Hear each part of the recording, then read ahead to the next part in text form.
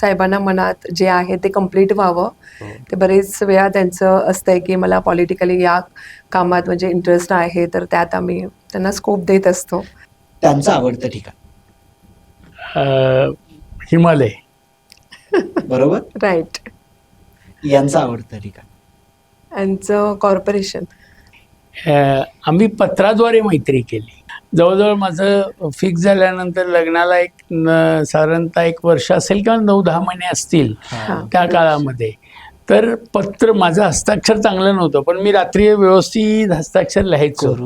आणि एक माझ्या माहितीप्रमाणे 60-70 पत्र मी लिहिली, त्यांनी 60-70 पत्र लिहिली. आणि त्या पत्रातून मग एकमेकाचे स्वभाव, एकमेकाच्या काही गोष्टी, एकमेकाचं फ्युचर हे कळलं.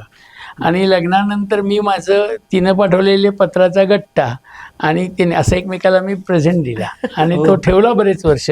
आणि त्यात मला मग इथली जी माहिती मिळत होती त्यांच्या त्या शब्दातनं वगैरे, मग ती मला खूप उपयोगी होती. आणि दोघांना एकमेकांना समजून घेण्यासाठी ते लेटर्स त्यावेळेस उपयोगी पडत होते. नमस्कार, मी अक्षय जागीरदार आणि आपण पाहतात सकलम. सकलममध्ये द कपल शो या खास आणि विशेष अशा पॉडकास्टमध्ये आपलं स्वागत आहे. आजची परफेक्ट जोडी आहे की नाही हे आपण ठरवणारच आहोत. मात्र या द कपल शोमध्ये आज आपल्याकडे आलेले आहेत कोल्हापूर महानगरपालिकेचे स्वीकृत नगरसेवकपदी ज्यांची निवड झाली ते सन्माननीय सुनील मोदीजी. नमस्कार. त्याचबरोबर त्यांच्या मिसेस कविता मोदी या ठिकाणी. नमस्कार. आपल्या दोघांचंही मनपूर्वक स्वागत आहे. कसे आहात आपण दोघेही? एकदम बेस्ट. हॅपी. अलीकडे साहेबांची आता नगरसेवकपदी, स्वीकृत नगरसेवकपदी निवड झालेली आहे. काय वाटतं आपल्याला? त्यांचे जे छंद आहे ते पूर्ण करण्यासाठी त्यांना ते पद मिळालंय, एक म्हणजे लकीली असं म्हणता येईल. ते त्यांना मिळालं, त्यात ते खूप खुश आहेत आणि त्यांच्याबरोबर फॅमिली खुश आहे. अगदी परिवार असतोच नेहमी, एखादी गोष्ट आपल्याला भेटते वगैरे. साहेबांचं स्वप्न होतं वगैरे. आमच्या पण मनात होतं तसंच की साहेबांना मनात जे आहे ते कंप्लीट व्हावं. ते बरेच वेळा त्यांचं असतंय की मला पॉलिटिकली या कामात म्हणजे इंटरेस्ट आहे, तर त्यात आम्ही त्यांना स्कोप देत असतो.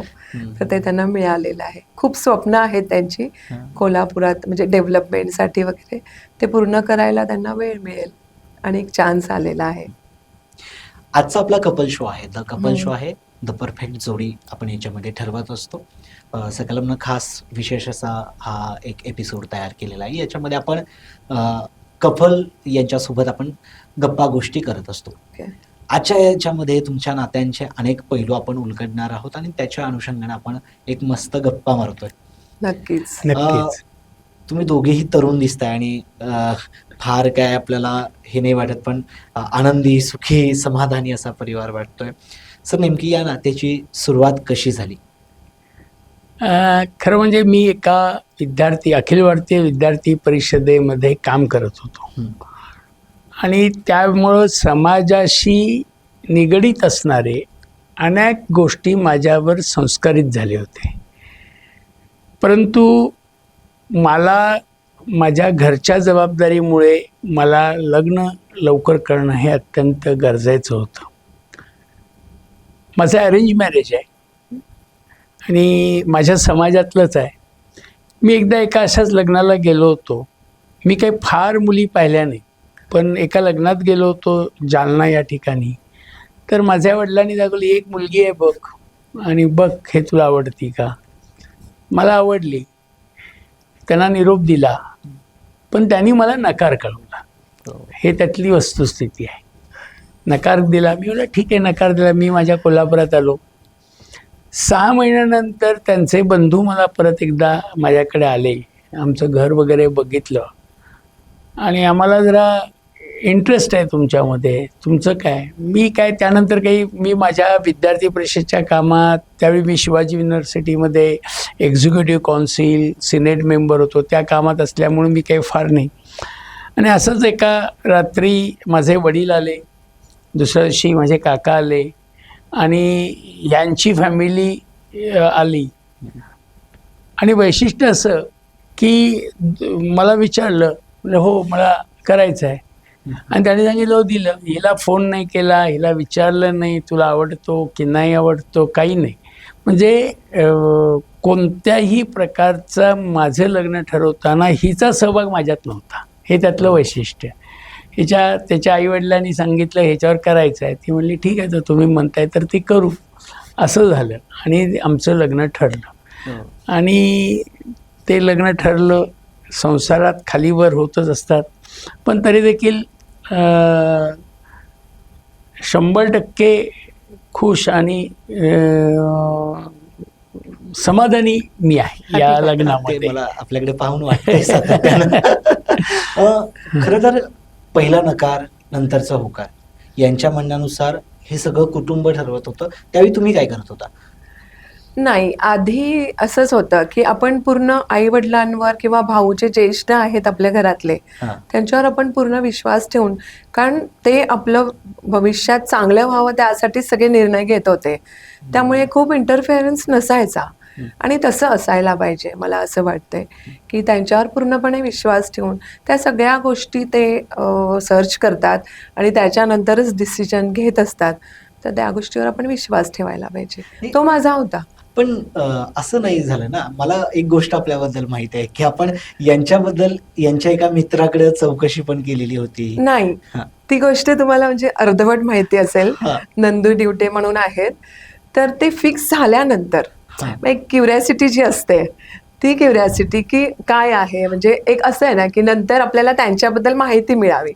नॉट जस्ट हे इन्क्वायरी नव्हती ती, फक्त एक त्यांच्याबद्दलची मला माझ्यापर्यंत पोहोचावं काहीतरी मेसेजेस, ते होतं. तर मी अखिल भारतीय विद्यार्थी परिषदचे त्या ऑफिसमध्ये गेलेले नंदूजींकडे आणि सहज त्यांच्याबद्दलची माहिती विचारत असे गप्पा गोष्टी करत करत काही गोष्टी काढलेल्या, बाकी काही नाही. खरं तर आताच्या ह्याच्यामध्ये कसं असतं की कांदा पोहेचा कार्यक्रम फार नंतर होतो. अगोदर त्यांचं भेटणं, ओळखणं, संवाद वगैरे सगळ्या गोष्टी होतात.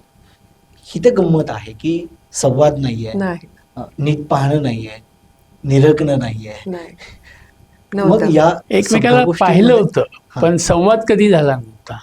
तुझी आवड काय, निवड काय, हे काही झालेलं नव्हतं. का तू माझ्या बाबतीत काय विचार करतेस, मी तुझ्या बाबतीत काय विचार, असलं काही झालं नव्हतं. किंवा आपलं फ्युचर मध्ये काय काय आहे, प्लॅनिंग काय आहे आहे. का, काही जमणार की नाही आपलं, त्या आणि गोष्टी त्या काही नाही. काळामध्ये आम्ही पत्राद्वारे मैत्री केली. हो. हा, म्हणजे त्यावेळी नंतर फिक्स फिक्स झाल्यानंतर झाल्यानंतर हा. जवळजवळ माझं फिक्स झाल्यानंतर लग्नाला साधारणतः 1 वर्ष असेल किंवा 9-10 महिने असतील हा. त्या काळामध्ये. तर पत्र, माझं हस्ताक्षर चांगलं नव्हतं, पण मी रात्री व्यवस्थित हस्ताक्षर लिहायचो. करू. आणि एक माझ्या माहितीप्रमाणे 60-70 पत्र मी लिहिली, त्यांनी 60-70 पत्र लिहिली आणि त्या पत्रातून मग एकमेकाचे Messages स्वभाव, कळले. एकमेकाच्या काही गोष्टी, एकमेकाचं फ्युचर हे कळलं.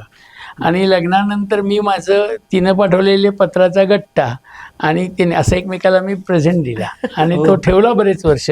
बहुतेक आमच्या मुलांनी वाचला असेल तो. आहे आहे, अजून. अजूनही आहे, हो. अजूनही आहे. भारी, एकदमच भारी ही गोष्ट होती. पण मी म्हणतो की पहिल्या पत्राची सुरुवात कशी झाली होती? पहिलं पत्र कुणी लिहिलं? ते पहिलं मिली, पत्र. कारण ते जरा थोडं डेअरिंग. तिथं आमच्याकडे एक समाजामध्ये असं एक थोडं होतं की गोशा पद्धत म्हणजे ती गोशा म्हणता येणार नाही, ओपनली Open- खूप काही लवकर करू शकत नव्हतो. सुरुवात झाली ती तिकडनंच. आणि त्यांनी- माझ्याकडे काय होतं, कोल्हापूरमध्ये मी विद्यार्थी परिषदेचं काम करत असल्यामुळं माझ्याकडे थोडं सोशल, म्हणजे माझी आत्याने थोडंसं त्यांना हे वाटायचं, पण नंतर ते ॲडजस्ट झालं आणि नंतर तेही कुटुंब इतकं सोशल झालं आणि आम्ही इतके सोशल झालो. त्यामुळे आमच्या दोन्ही कुटुंबातला एक धागा सोशल थिंकिंग, जे नंतरच्या पिढीमध्ये इतके आमूलाग्र बदल झाले. म्हणजे मला अजून आठवतं की माझ्या पुढं ती साडी घालून यायची, ड्रेस नाही घालायला परवानगी असायची, इथंपर्यंत त्यांचं हे. किंवा मी तिला भेटायला गेलो एकदा लग्नाच्या आधी वगैरे, तर असं ती समोर मला बसून थर्ड पर्सनला कॉन्टॅक्ट करून वगैरे मग आम्ही तो असा अरेंज केलं, बाहेर जाऊन भेटूया असं समोरासमोर फ्रीडम नव्हतं घरात. आधी की आपण ओपनली जायचं आणि भेटायचं आणि कॉल करून बोलवून घ्यायचं वगैरे असं काहीही नव्हतं. कारण बहुत ते थोडं कन्झर्वेटिव्ह म्हणण्यापेक्षा खूप थोडेसे त्यावेळी restriction त्यावेळी त्या- थोडी एक सामाजिक हे होती. आणि आम्ही समाजामध्ये खूप चांगलं नाव वगैरे आहे, तर त्यावेळेस चालत नव्हतं. तर मग त्या गोष्टी अवॉइड पण माझा तो प्रश्न आहे की पहिल्या पत्राची पहिली सुरुवात कशी होती? काय लिहिलं होतं? म्हणजे आपण लिहितो पत्र लिहिताना आदरणीय, सन्माननीय, म्हणजे तुम्ही प्रत्येक गोष्टीत सामाजिक, राजकीय नाही, मला जीवनामध्ये असं फार हेरारीनं मला पुढाकार असं घेता. वाटतं की पहिलं एक 4-5 पत्र काही फार रोमॅन्टिक किंवा काही असे मी सांगू शकते त्याच्याबद्दल, कारण की त्यांना लिखाणाची भरपूर आवड आहे, त्यामुळे भरपूर लिखाण आणि त्यांचं खूप झालेलं. त्यामुळे मी सांगू शकते की त्यात असं खूप रोमॅन्टिक नव्हतं, लव्ह लेटर्स वगैरे. त्यात सुरुवात अशी होती की आपल्या घरात थोड्याशा या चालीरीती आहेत किंवा आपण आधीपासून आम्ही कशा प्रकारे वागलं, म्हणजे त्या लेटरमधनं मला कळायला पाहिजे की आपलं घरातलं वातावरण या त्यात उल्लेख केलेला होता. तो खूप मला छान अजूनही होता. आठवतं की एका पत्रामध्ये माझ्या सवयी लिहिल्या होत्या. माझ्या काय काय सवयी आहेत त्या काय, आणि त्याला ते लिहिलं होतं, हे पत्र तू घरात आत्ता दाखवू नकोस, नाही तर अडचण होईल. खरं तर अंतःकरणाचा विषय लिहित होते. हम्म. तुम्ही म्हणाला की तेवढं हस्ताक्षर सुंदर नाही, पण मी रात्र बसून ते कोरून लिहिलं. खरं तर व्याकरणाच्या कधी चुका सापडल्या का? नाही होत्या, म्हणजे अक्षर आणि ते थोडेसे मला कळत नव्हते. 2-2दा 3-3दा वाचून त्याच्यानंतर मला ते लक्षात यायचं थोडंच. पण असो काय, अंतःकरणाच्या विषयाला व्याकरणाचं काय तेव्हा? काही नसतंय. आणि त्यात मला मग इथली जी माहिती मिळत होती त्यांच्या त्या शब्दातनं वगैरे, मग ती मला खूप उपयोगी होती आणि दोघांना एकमेकांना समजून घेण्यासाठी ते लेटर्स त्यावेळेस उपयोगी पडत होते. आपलं लग्न कोणत्या साली झालं? 91 90. डिसेंबर. 34 वर्ष हा प्रवास. हो, प्रवास सुरू आहे. सुरू आहे. सुरळीत सुरू आहे. सुरळीत सुरू आहे. या सगळ्यांमध्ये, या 34 वर्षांमध्ये हम्म. सगळ्यात आनंदाचा क्षण कुठला होता? माझ्या दृष्टीने म्हणताय तुमच्या दृष्टीने. का तिच्या दृष्टीने? सांगा, त्यांनाही तोच प्रश्न असेल. हां, नाही, मला तसे माझ्या जीवनामध्ये आनंदाचे क्षण भरपूर आहेत. हो. त्यातले मी 2 क्षण हे सांगू शकतो. सांगते, मला पहिली मुलगी झाली, त्याचा मला एवढा मनस्वी आनंद झाला होता. म्हणजे मी असं तिलाही अनेकदा बोललो की आपल्याला पहिलं बाळ हे मुलीही व्हायला पाहिजे. आणि का कोणास ठाऊक मला मुलीबद्दल अट्रॅक्शन होतं. आणि जेव्हा मला पहिली जेव्हा मुलगी झाली तर मला सगळ्यात आनंद झाला की आपल्याला आपल्या मनासारखं झालं. म्हणजे त्यावेळी मेडिकली काही चेक करणं, अमुक करणं, तो करणं नव्हतं. एक दुसरा मला राजकारणातला आनंद झाला. मी स्टँडिंग कमिटी चेअरमन झालो.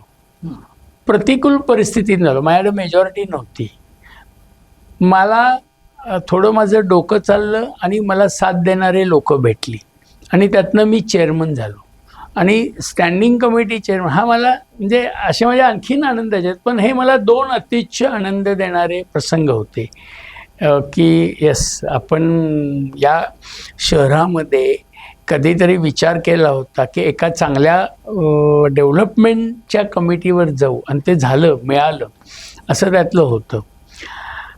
आणि मी भावनिक पद्धतीनं राजकारणामध्ये बरेच काम केल्यामुळं मला बरेच आनंदाचे क्षण त्यात मिळाले, घरीही मिळाले. परंतु एक छंद ज्याला म्हणू आणि मला करण्याचे, त्यातनं मला बरेचसे आनंद मिळाले. पण हे 2 क्षण मला फार आनंदी देणारे होते. आपल्यासाठी कुठले आनंदाचे क्षण? असेच मला पण म्हणजे खूप काही आनंदाचे क्षण आहेत. पण त्यातला सेम की कन्या प्राप्त झाल्यानंतर, कारण त्यांची इच्छा होती की मला कन्या हवी आहे आणि ती पूर्ण झाली. आणि मेन म्हणजे त्याच्यानंतर घरी वेळ देणं हे आमच्याकडे सुरू झालं. त्याच्या अगोदर खूप काही एंगेज असणं, कारण मग सुरभी, तिचं नाव सुरभी आहे, सुरभी झाल्यानंतर आमच्या घरात भरपूर वेळ देणं आणि घरातलं जे वेळ आनंदी वातावरण जे असतं त्यामुळे हे घरी थांबायला लागले. आणि मला पण तो आनंद झाला की ते वेळ देतात ते मला आणि मुलीला पण. असं या सगळ्यांमध्ये कधीतरी असं होतं की फार मोठं संकट येतं, दुःखाचा क्षण येतो. आपल्या दोघांच्याही आयुष्यातला असा कुठला एखादा क्षण आहे का की जिथे फार मोठं संकट आलं? आहे. माझ्या आयुष्यामध्ये एक 8 वर्ष अशी गेली 8 ते 10 वर्ष गेली. म्हणजे पहिले 4-5 वर्ष फारच त्रास, नंतर कमी. आणि त्यात वैशिष्ट्य, त्या त्रासामध्ये संपूर्ण घर माझ्या मागे उभे राहिलं, सगळं कुटुंब माझ्या मागं उभं राहिलं. म्हणजे माझे घरचे लोक असतील, कविता असेल, मुलं असतील, आणि एक मॉरल सपोर्ट त्यांच्यामुळं मी यातनं बाहेर पडलो. आणि आज इतका आनंदित आहे की असं वाटतं, म्हणजे अनेक लोक मला म्हणतात की यातनं तू वाचलास, हे आश्चर्यच आहे, असं म्हणणारे सुद्धा लोक आहेत.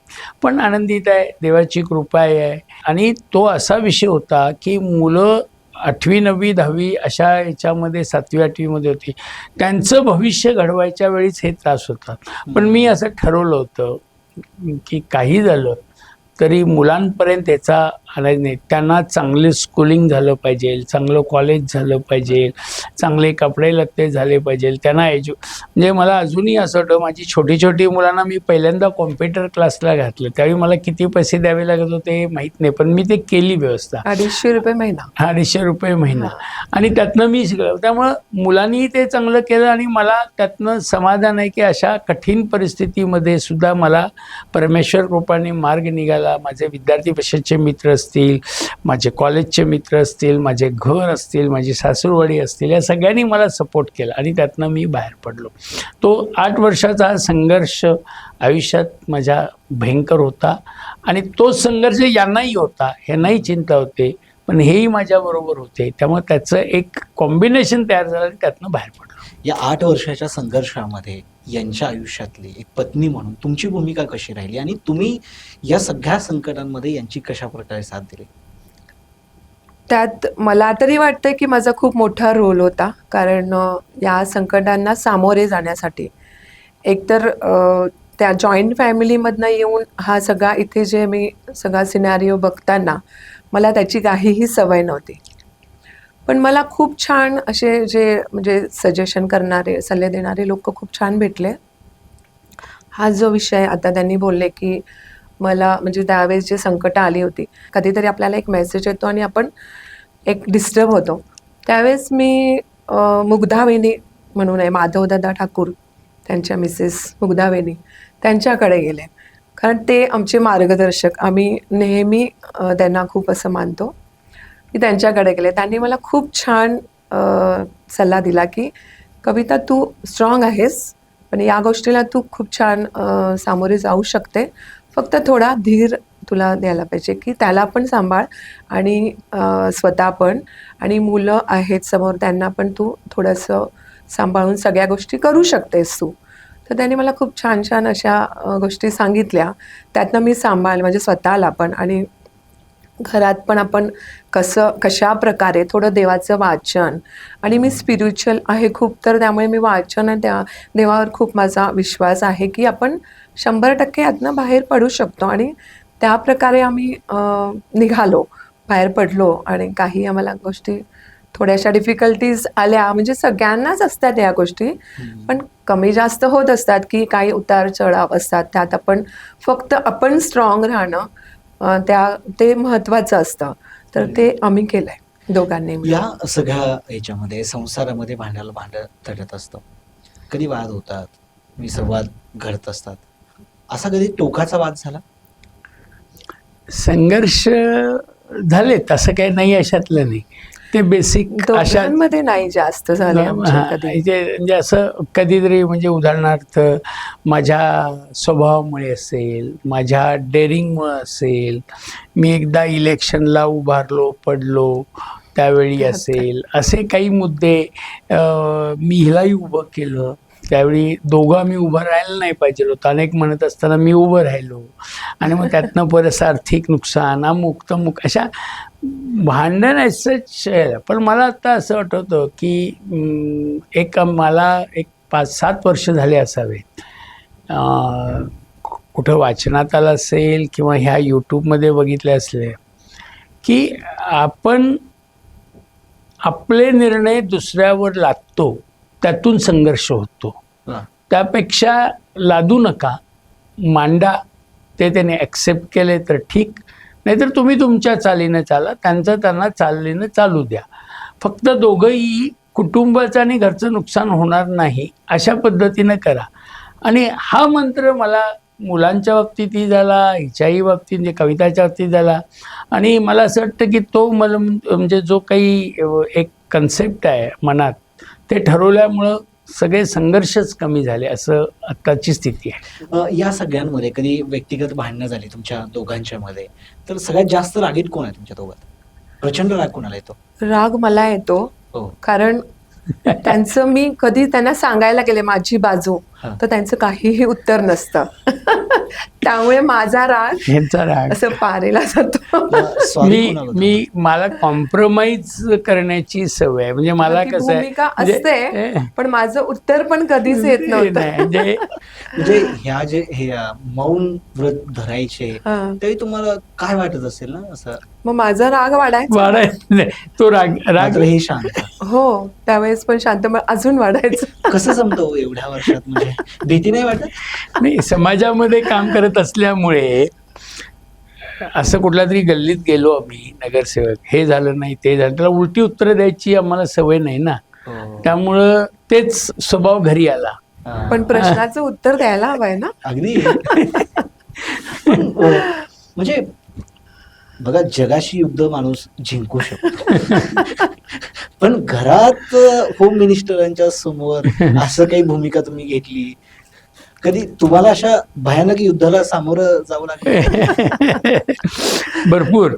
हा? मला एकदा असं आठवत आहे की तुम्ही महानगरपालिकेमध्ये जनरल बॉडीमध्ये एवढं भांडता, एवढं बोलता, घरात तुम्हाला काय होतं बोलायला, असं इथपर्यंत मी ऐकून घेतलंय. या सगळ्यांमध्ये राग आला, भांडण झालं, सगळं होतं, अगोदर माफी कोण मागतं? नाही, कॉमन असं कॉमन माफी असं काही हा. नाही. इकडे शेवटी काय, आमच्या घरात लिमिटेड 3 माणसं होती मोठी. आणि खूप दिवस आमचं भांडण असं चालत हा. राहतं, असं काही नाही. हा. त्यात 3 second माणसं and third होती. day आम्ही एकमेकांशी बोलायला सुरू 3 करणार, भांडण झालं कारण की माहिती होतं एखादी याला आता आपल्याला सोल्युशन मिळणार नाहीये, तर आपण एक रात्र busy राहायला भांडण, पाहिजे. दुसऱ्या दिवशी दुपारपर्यंत भांडण, नंतर त्यांना विचारच लागायचं होतं काय जेवायला करू. शेवटी माहिती आहे माहिती आहे कुठे कॉम्प्रोमाइज करायचं. या सगळ्यांमध्ये खरं तर आवडीनिवडी असतात, प्रत्येकाच्या गोष्टी असतात, एकमेकांचं स्वातंत्र्य असतं, नात्यांमध्ये असतं. कधी असं वाटलं का की आपली निवड चुकली? माझं उत्तर असेल की थोडं कधीतरी वाटायचं, कारण की मला जी आवड होती, जे लग्नानंतर माझं म्हणजे खूप काही चेंजेस होतात की आपल्याला घरात वेळ देणं किंवा मग फॅमिली आपल्याला सांभाळायची असते, कारण आपण त्याच्या पलीकडे म्हणजे फॅमिली डिस्टर्ब करून आपण करत नसतो. तर मला सिंगिंगची आवड होती, मला हार्मोनियमची आवड होती, परत मला ज्या गोष्टी बाहेर करायची इच्छा होती, म्हणजे आर्टमध्ये मला इंटरेस्ट आहे, ड्रॉइंग, म्हणजे जे म्हणजे सिनेमा क्लासेस वगैरे मी सुरू करण्याच्या माझी थोडीशी तयारी होती. पण त्यावेळेस मला थोडासा सपोर्ट मिळाला नाही, जेणेकरून की आत्ता त्यांना मग बाहेर राजकारण आणि त्या गोष्टींची आवड होती, तर त्यांना बाहेर पडावं लागायचं आणि मी पण बाहेर पडले तर मग जरा डिस्टर्ब होईल. मग मी ते स्वीकारलं की नाही, आपल्याला करता येणार नाही, मग थोडीशी मनाची तयारी आणि कधीतरी मग थोडंसं बोलून दाखवणं की मला तुम्ही करू दिलं नाही. पण मला वाटतं की 80% प्रिपेअर होते मी की नाही, आपल्याला घर सांभाळायचे आणि मुलांना वेळ द्यायचा आहे. तर मला तिथे वाटतं की मला मुलांना वेळ देताना की माझा तो पूर्ण जॉब, फुल टाईम जॉब मुलांसाठी जो होता आणि घरात सासू सासरे, ती माझी रिस्पॉन्सिबिलिटी होती, ती मी पूर्ण केल्यामुळे माझा तोच जॉब कम्प्लीट केल्यासारखा आहे माझ्यासाठी. तर मी ॲग्री केलेलं माझ्यासाठी. या सगळ्यांमध्ये बघा की शब्दांची योग्य गुंफण तयार केली की नाही की कविता तयार होते. तुमच्या आयुष्यात फक्त कविता आली नाही, कवितेसोबत संगीत आलं, स्वर आले, सगळी वाद्य आली, कला आली. कसं पाहता आपण? खरं म्हणजे काय आहे, एकूण कामाच्या पद्धतीमध्ये एक चुकीचा म्हणा मेसेज किंवा काय की तिनं घरच सांभाळावं आणि मी बाहेर सांभाळावं, असं माझ्या मनामध्ये प्रामाणिकपणे राहिलं. आणि त्यामुळं त्याच्यामध्ये असणारे काही कलागुण असतील किंवा तिला असतील, तिला एक एक्सपोजर दिलं पाहिजे होतं त्या काळात, ते दिलं नाही, ही वस्तुस्थिती आहे. आणि त्यातनं मग काही माझ्या आयुष्यामध्ये आलेले संघर्ष, त्या संघर्षामुळं परत झालेला त्रास, केव्हा तरी एकदा बसून असा विचार केला की ठीक आहे, आता जे झालं ते झालं, आता तिला जे करायचं आहे ते तर आता आपण तिला मुक्त, म्हणजे तिला नंतर मी बंधनं नाही टाकली, तुला काय करायचं आहे ते कर, ज्या पद्धतीने करायचं आहे. आणि तो जो मागचा काळ आहे तो फार कॉम्पेन्सेट होईल असं नाही, पण आयुष्याच्या मध्यांमध्ये त्यांना चांगलं किमान एक सॅटिस्फॅक्शन जीवन जगता येईल असं आपण तिला सपोर्ट दिला, तिला म्हणजे सपोर्ट दिला म्हणजे तुझं तू कर म्हणून सांगितलं. आणि मग तिच्या ज्या आवडी आहेत, म्हणजे ती आर्ट करते, ती डिझाईन करते, ती गाते, आताही ती रॅपलिंग करते, Trekking वगैरेची ट्रेकिंग आवड. करते. निश्चितच की 34 वर्षाचा हा संसार, सुखी संसार, सुरळीत संसार तुमच्या अगदी दोघांचा, या सगळ्यांमध्ये एक मला आश्चर्य आहे की मी कविता मोदी या व्यक्तिगत पाहतो म्हणजे कधी ट्रेकिंग करताना, कधी क्लाइम्बिंग करताना, कधी रॅपलिंग करताना, आयुष्याच्या या टप्प्यांवरती हे एकदम रॉक होणं. ही आवड मला आधीपासून होती, पण त्यावेळेस ठरवलं की नाही, आधी आपण घरी लक्ष द्यायला पाहिजे. हे तर आपल्याला नंतर पण करता येईल, पण लहान मुलं असताना आपण बाहेर पडणं आणि फॅमिली डिस्टर्ब करणं मेन म्हणजे, आणि सासू सासरे जे माझे बुवाजी फुपाजी म्हणतो आम्ही त्यांना, ते पण ओल्ड एज होते, तर त्यांना म्हणजे गरज होती की मी कोणीतरी घरात थांबावं. मग त्यांचं राजकारणात इंटरेस्ट होतं, त्यामुळे मग मी थांबले. त्याचा मला आनंदच आहे आणि त्याला मी कधीच असं रिग्रेट करत नाही. कधीतरी एक स्मॉल असं येतंय मनात की हा काळ आपला पूर्ण गेला आहे आणि आपण जे करायला पाहिजे होतं ते केलं नाही. पण एक आनंद हा पण आहे की मी घरी वेळ दिल्यामुळे जे डेव्हलप झालं, म्हणजे मुलांचे जे करिअर्स वगैरे, आणि घरी सासू सासरे जे हॅपी असायचे, तर त्याचा मला आनंद मिळतो आज पण. आणि आत्ता मला वेळच वेळ आहे, त्यामुळे सगळ्यांचा सपोर्ट आहे, साहेबांचं पण आहे. कधीही कुठल्या गोष्टीत 11th आवरला पण मी निघून जाते कधी कधी, की आता ठरवते 1 तासात आणि पॅकिंग करते आणि ट्रेकिंगला निघून जाते. त्यात पण त्यांचा सपोर्ट असतो. मी आणि अगदी या सगळ्यांमध्ये, आपल्या एवढ्या सगळ्या संसारामध्ये माझा दोघांनाही प्रश्न आहे. मला एका वाक्यात ते उत्तर अपेक्षित आहे की सगळ्यात भावलेली, म्हणजे सुनीलजींना कवितांच्या मध्ये सगळ्यात भावलेली गोष्ट कोणती? मॉरल सपोर्ट, भरपूर मॉरल सपोर्ट हा त्यातला महत्त्वाचा. आपल्याला रिस्पेक्ट. या सगळ्यांमध्ये आपल्याला अशी कुठली गोष्ट आहे का जी आवडली नाही त्यांच्यामध्ये? आवडली नाही असं म्हणजे थोडासा हायपर राग हा जो काही गोष्ट आहे तेच फक्त तिच्या स्वभावातला ड्रॉबॅक पण आहे. आपल्याला तर एवढ्या सगळ्या समाजात वावरताना नाही क्षुल्लक आहे. काय तोच एक हे आहे. आणि हे तुमच्यासाठी तर फार सोपं आहे. आपल्याला न आवडलेली गोष्ट कोणती? मला सगळ्यात मोठी म्हणजे वेळ न देणं. देणं हा सगळ्यात, म्हणजे तो जरा वेळ न देणे म्हणजे ज्या काळात जो वेळ पाहिजे ना तो दिला नाही, हा सगळ्यात मोठा माझा आणि हे एक तुम्ही मान्य करता. हे काय, ज्या काळात जो वेळ द्यायला पाहिजे, ज्या काळामध्ये त्या वेळेचं गणित घालायला पाहिजे ते केलं नाही, हे झालं नाही. त्यातला आहे ड्रॉबॅक आहे.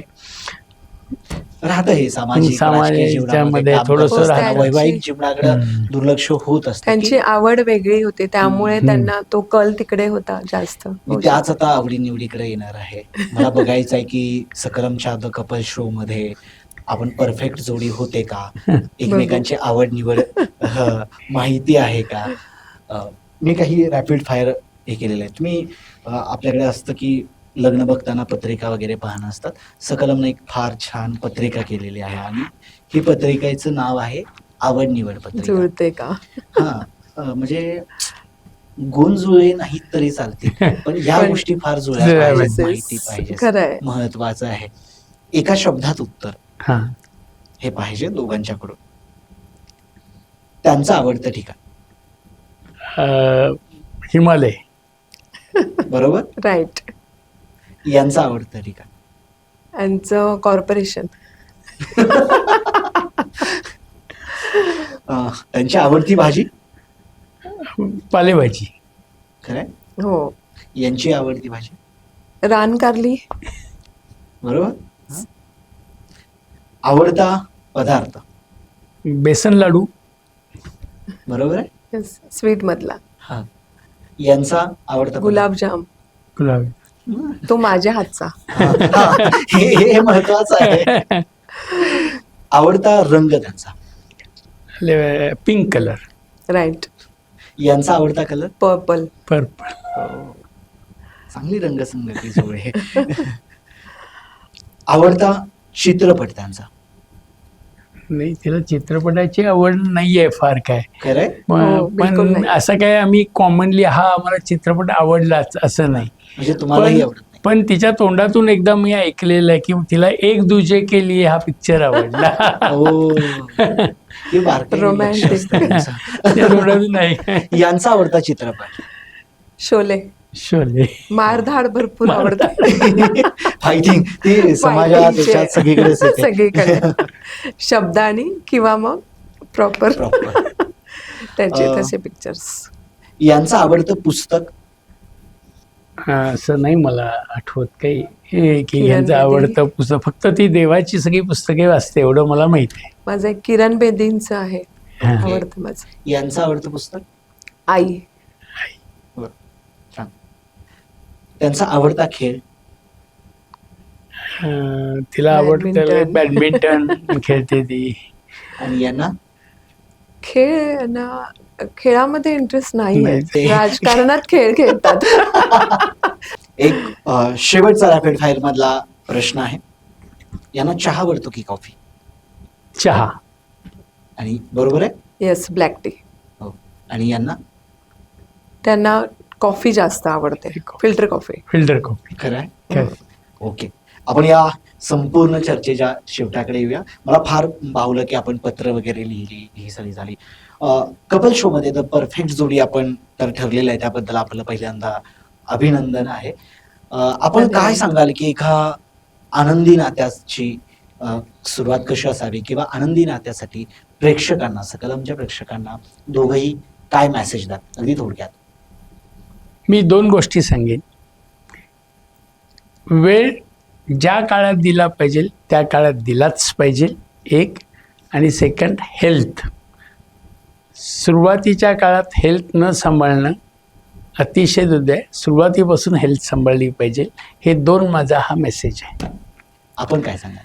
मी असं सांगणार प्रेक्षकांना, आणि म्हणजे पर्सनली माझ्या आयुष्यात पण जे घडलंय की थोडे उतार चढाव आणि काही गोष्टी जे मॅच होणं नेचरमध्ये, कारण आपण नवीन दुसऱ्या फॅमिलीमध्ये आपण ॲडजस्ट होण्यासाठी वेळ लागतो, पण त्यात ॲडजस्ट होताना काही गोष्टी आपल्याला स्ट्रॉंगली असं विचार करायला पाहिजे की थोडा वेळ जाईल, आणि समजून घेण्यासाठी वगैरे सगळ्याच गोष्टी. आणि उतार चढाव असतात, त्यात आपण फक्त स्ट्रॉंगली त्याला फेस करणं, त्या गोष्टी आपण करायला पाहिजे, आणि त्या सॉफ्टली होत जातात कारण आपण स्ट्रॉंग असताना. कारण समाजामध्ये आपण स्ट्रॉंग नाही आहे तर वीक असताना सगळ्याच बाजूने आपल्याला वीक बघल्याच दृष्टिकोन त्यांचा बदलतो. तर आपण स्वतः स्ट्रॉंग असणं या नात्यातलं, आणि एक म्युच्युअल अंडरस्टँडिंग जी असते दोघांमध्ये, आणि रिस्पेक्ट तो देणं, तो महत्त्वाचा आहे. सकलमच्या द कपल शो मध्ये परफेक्ट जोडी हे तर ठरलेले आहेत मोदी परिवार, परंतु या सगळ्यांमध्ये काही वेगळं जाणवलं का आपल्याला? तर मला तर फार एक गोष्ट भावली, ते म्हणजे संवादाची सुरुवात ही पत्रातून झाली. म्हणजे सुनीलजींनी पत्र लिहिताना, भलं त्या व्याकरणाच्या काही चुका असतील, कारण अंतःकरणाच्या विषयाला व्याकरण फार महत्त्वाचं नसतं, मात्र हे सावरत त्यांचे जे काही ऋणानुबंध सुरुवात झाली, अनेक पत्र लिहिली गेली, या पत्रांचीच पूर्ण संकलन करून एकमेकांना भेट दिली. किती भारी एकदम नात्यातला हाच खरा गोडवा असतो. आणि आत्ता आपण हरवलोय व्हॉट्सअपच्या मेसेजिंगमध्ये, आणि तोही मेसेज आपला कधी कधी पूर्ण नसतो, तो अर्धवट असतो. कधी कधी अगदी सुरुवातीच्या एका अक्षराने सुरुवात होणारं आपलं नातं. मला वाटतं की अशी पत्र तुम्ही आम्ही कधी लिहिलेत का, किंवा लिहायला पाहिजेत? लिहिली असतील तर नक्की तुम्ही आम्हाला कळवा. आजच्या या कपल शोच्या माध्यमातून त्यांनी सांगितलं की नात्यांमध्ये एकमेकांविषयी आदर असला पाहिजे. आपण आपल्या कमकुवत ठिकाणी किंवा ज्यावेळी कधी संकट येतील तिथं आपण फार स्ट्रॉंग भूमिका घ्यायला पाहिजेत. नाती ही अशीच असतात, कारण चंद्र, सूर्य, तारे कधी तोडून नाही आणून दिली तरी चालतील, पण पावलांची साथ द्यायला हवी. नात्यांचा खरा अर्थ तिथेच असतो, कारण नातं हे फक्त 2 धाग्यांनी जोडलं जात नाही, ते रक्ताच्या थेंबात थेंबाने जोडलं जातं. कारण 2 जीव ज्यावेळी भेटत असतात, नातं जुळत असतं, त्यावेळी अप्रत्यक्षरित्या फक्त ते नातं दोघांचं नसतं, ते कुटुंबाचं असतं, ते नातं समाज जोडणारं सुद्धा असतं. असाच समाज आम्ही सुद्धा जोडू इच्छितो आणि म्हणून आम्ही सुखी नात्याचे अनेक पैलू रसिक प्रेक्षकांपर्यंत पोहोचवण्याचा सकलमच्या द कपल शोच्या माध्यमातून प्रयत्न करत आहोत. तुम्ही सुद्धा आमच्या या कपल शोमध्ये येऊ इच्छित असाल तर आमच्या कॉमेंट बॉक्समध्ये नक्की प्रतिक्रिया कळवा आणि आपल्याला आजचा कपल शोचा हा एपिसोड कसा वाटला त्या तुमच्या प्रतिक्रिया आमच्या कॉमेंट बॉक्समध्ये नक्की कळवा. आजचा व्हिडिओ आवडला असेल तर लाईक आणि शेअर करायला विसरू नका. आजच्या या कपल शोमध्ये आपण आलात त्याबद्दल सकलमच्या थँक्यू वतीनं थँक्यू सो मनपूर्वक मच. थँक्यू, धन्यवाद. आभारी आहे.